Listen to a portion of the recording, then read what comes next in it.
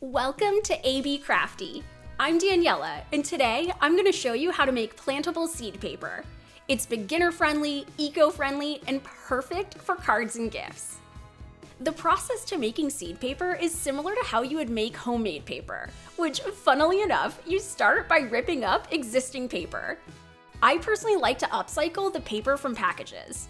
I've also used tissue paper, junk mail, and other paper items that I otherwise would have recycled. Avoid glossy or coated paper, as it won't break down as well in the soil. To start, you want to rip it up into manageable pieces. Then you're going to add water to it and use an immersion blender to turn it into a fine pulp. This is why it's helpful to first break it into smaller pieces, as sometimes larger chunks can get caught in the blender. By the way, you can also use a regular blender for this, but I have a dedicated crafting immersion blender, so that's what I like to use. In terms of the amount of water, it really doesn't matter how much you use. You just need enough to easily blend everything. I started with about 4 cups of water. You can also continue to add more paper to build up the amount of pulp. The pulp is what will create your new paper, so you want enough to fill a couple of millimeters of your paper maker. So the next step is to set up your paper maker. I got this one on Etsy and have linked to it in the description and tagged it. Most other kits will have similar components. You first put down the grid and then place one of the mesh screens on top. Then place the frame on top of that. Next, I transferred my pulp to a dish that will fit my paper maker, but a plastic tub is also a good option. You want it large enough to be able to easily insert the frame and deep enough to fully submerge it. Give the pulp a stir so it's evenly distributed throughout the water. Then slide the assembled frame into the dish at an angle to the bottom of the dish. Then slowly bring it up. As you do so, you can give it a shake to help spread the pulp. If bubbles form or it gets clumped up in one area, you can just lower it like I do here and try again. You can also use your fingers to spread it out. The more you do it, the more you'll get the hang of it. Now it's time for the seeds. I use this pollinator mix from Botanical Interests, but I've also linked to some of my favorite native seeds and seed mixes. Small seeds do work best because they blend more easily into the paper, but don't let that stop you. Let me know in the comments what seeds you would use. I originally thought shaking the seeds directly from the bag would be easiest, but I actually recommend pinching and sprinkling the seeds across to more evenly spread them.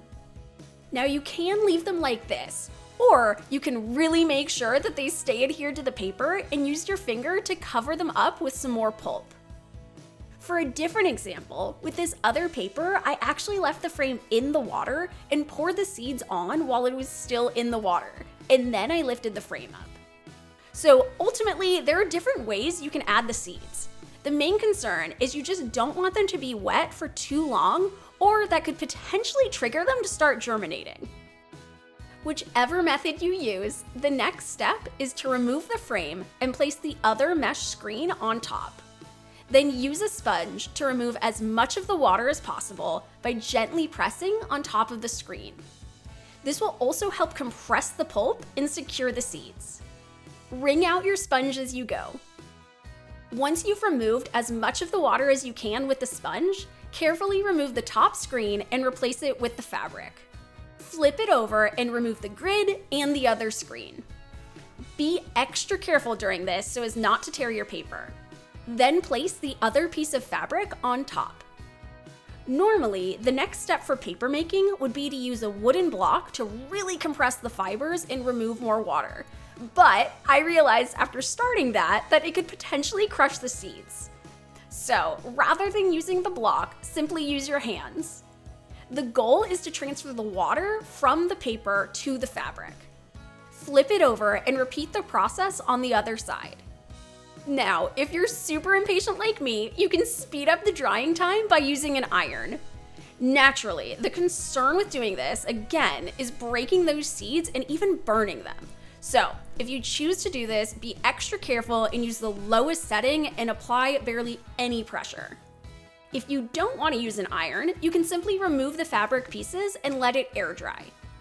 Just make sure you've removed as much of the water as possible, or again, you'll risk the seeds germinating because they'll remain moist for much longer. Continue to iron the paper until it's completely dry, removing the fabric pieces as necessary. These are some of the seed paper pages I've made using different seed mixes. And if you're wondering how I got the purple paper, I added some mica powder to the pulp. I've linked to this in the description as well.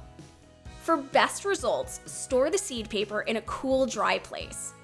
Then when you're ready to plant the seed paper, place it on soil and lightly cover it with more soil. Then give it a good watering, and then keep it moist until the seeds germinate. Make sure you plant them in a sunny area. So this means if you used a pot, make sure it's getting a lot of either natural light or use a grow light to help it grow. Keep in mind, not all the seeds will sprout, and that's completely normal. And if you're wondering how to make them into cards and gifts, here's an example of some Valentine's Day cards I made with punny greetings. You can actually make these exact ones, as I've made the template available for free on my blog, and it's linked in the description. As always, if you have any questions, feel free to leave them in the comments. And if you enjoyed this video, please give it a like, and don't forget to subscribe for more crafty tutorials. And to see what I'm crafting day to day, be sure to follow me across my socials.